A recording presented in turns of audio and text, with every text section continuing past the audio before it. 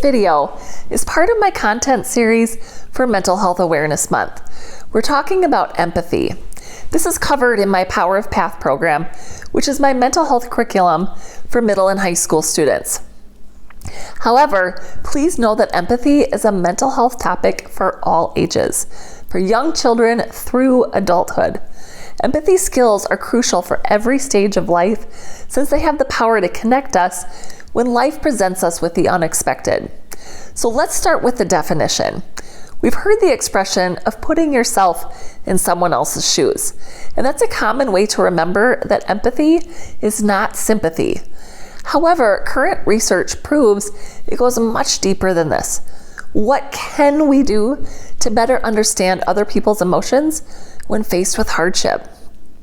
Merriam-Webster defines empathy as the action of understanding, being aware of, being sensitive to, and vicariously experiencing the feelings, thoughts, and experiences of another from that person's point of view. Think of it this way. We all experience struggles in our lives, and seeking support is so important. Yet we often feel alone in our struggle. Empathy is that ability to convey to someone, I may not have experienced this exact event, but I do know the emotions that come with it. So let's consider an example, like the one I spoke of in my last vlog, grief. Loss and grief trigger a slew of emotions that we all have commonly felt. Yes, for different reasons, the loss of a pet cannot be compared to the loss of a spouse or child. Comparison is not needed when trying to empathize. Instead, our knowledge of the emotions which come with the loss are the shared experience that can help us listen and remind people that they're not alone in this process. Author and emotion researcher Brené Brown says it this way: we have to connect with something in ourselves that knows that feeling, but not necessarily the event that triggered it. This takes courage and vulnerability, since going to that dark or lonely or hurting place isn't fun. But since we know those feelings and emotions, we can get in a cognitive place and do it. We can empathize as support for another. In other words, empathy trains us to pause and consider how the other person is feeling. And Dr. Brown suggests 4 steps to do this. 1, perspective talking. Listen and think about the situation the other person is experiencing. Number 2, stay out of judgment. This is not the time to ask why this happened. No judgment. It is what it is. Number 3, recognize emotions someone else is feeling. Draw on your past experience or feeling loss. And 4th, communicate that you understand the emotion. Listen more than talk, but when using words, do not compare. Simply share that you know this is hard and you're there to support them in any way you can. It is important to remember that empathy involves skills that have to be learned. You are not born with it. I've heard people say, "Oh, I'm just not empathetic." Yet, any of us at any age can grow in our empathy skills. I encourage parents, educators, and students to consider the value in expressing empathy. This is not likely a skill that can be ever said we've attained. It must be addressed and practiced.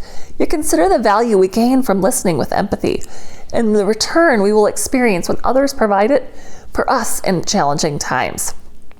In my PATH curriculum, we state that empathy allows us to get in the mindset of another so that we can be present, listen with empathy, and provide the connection and personal support someone needs to figure out a problem or endure a hardship. So consider these steps to improve your skills of empathy. First, engage in active listening. That means making a conscious effort to listen attentively to others. When they're talking, don't just think about how you'll respond. Active listening does not mean you're trying to find a solution. People often just need someone to listen. They don't always need answers, and they don't need feedback.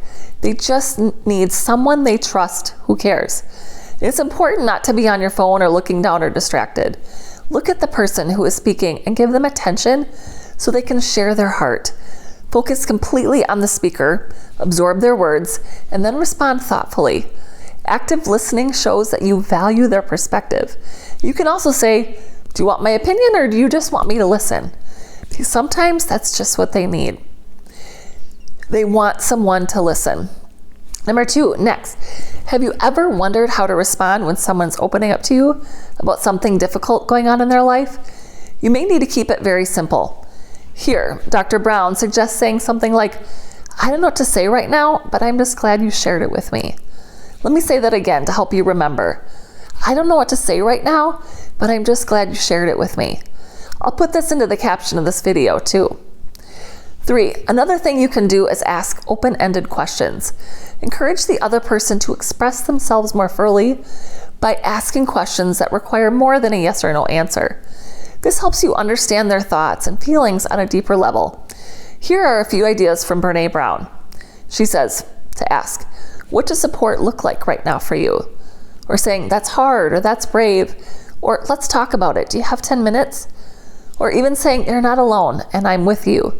What would be helpful for you right now? I have used these phrases in my life and it is so helpful. I think as humans, we sometimes struggle with feeling like we don't know the right thing to say. So I actually have these phrases in my phone to reference when I need them.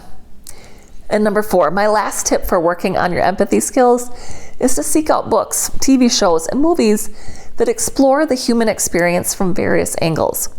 I like watching shows and reading books that are based on true stories because it gives insight into how people respond to the challenges in their life. I like seeing how people build resilience in the face of hard times. When we read or watch stories that expose us to different human experiences, it allows us to grow in our empathy skills.